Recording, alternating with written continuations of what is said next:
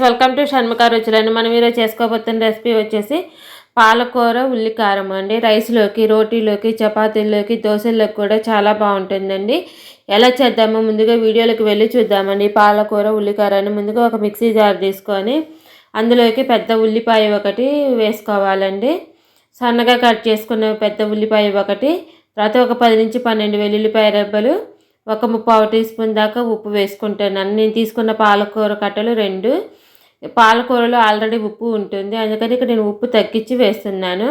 తర్వాత అందులోకి ఒక 2 టీ స్పూన్ల దాకా కారం వేసుకుంటున్నాను. ఒక 2 టీ స్పూన్ల దాకా కారం కూడా వేసుకున్న తర్వాత దీన్ని మెత్తగా గ్రైండ్ చేసుకోవాలండి.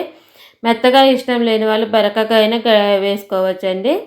ఇది పక్కకు పెట్టేసుకొని ఇప్పుడు మళ్ళీ స్టవ్ ఆన్ చేసుకొని ప్యాన్ పెట్టేసుకొని దాంట్లోకి ఒక 5-6 టీ స్పూన్ల దాకా ఆయిల్ వేసుకొని ఆయిల్ బాగా heat ఎక్కించుకోవాలండి.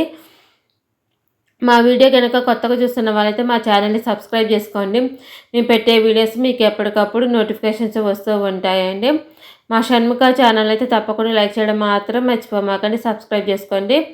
Oil heat ఎక్కక 1/2 tea spoon మినపప్పు, 1/2 టీ స్పూన్ ఆవాలు, ఒక 1/2 టీ స్పూన్ జీలకర్ర, 2 ఎండుమిరపకాయలు, 2 రెమ్మల కరివేపాకు వేసుకొని ఇదంతా బాగా వేయించుకోవాలండి.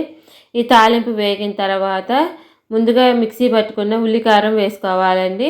ఈ ఉల్లికారం ఆయిల్లో బాగా వేయించుకోవాలండి. ఒక 5-6 నిమిషాలు బాగా వేగింది అనుకున్న తర్వాత మూత పెట్టేసుకొని ఒక 2-3 నిమిషాలు బాగా మగ్గించుకోవాలండి.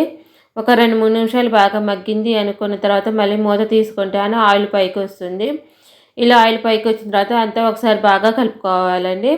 ఈ ఉల్లికారాన్ని బాగా కలుపుకున్న తర్వాత సన్నగా కట్ చేసుకున్న పాలకూర వేసుకోవాలండి. ఇలా సన్నగా కట్ చేసుకోవడం వల్ల పాలకూర తొందరగా మగ్గుతుందండి.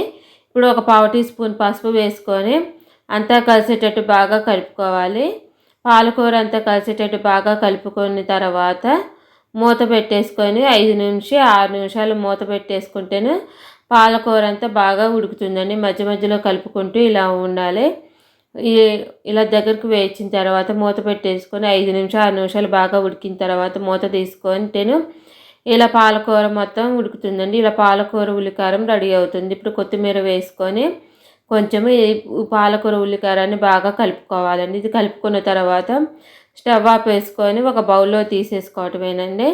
ఈ పాలకూర ఉల్లికారాన్ని ఒక బౌల్లో తీసుకొని పైనుంచి కొత్తిమీరతోటి గార్నిష్ చేసుకొని రైస్లోకి, రోటీలోకి, చపాతీలోకి ఎంతో టేస్టీగా ఉండే పాలకూర ఉల్లికారం రెడీ అయిపోయినట్లండి. ప్లీజ్ సబ్స్క్రైబ్ అండ్ లైక్ చేయండి. Thank you for watching.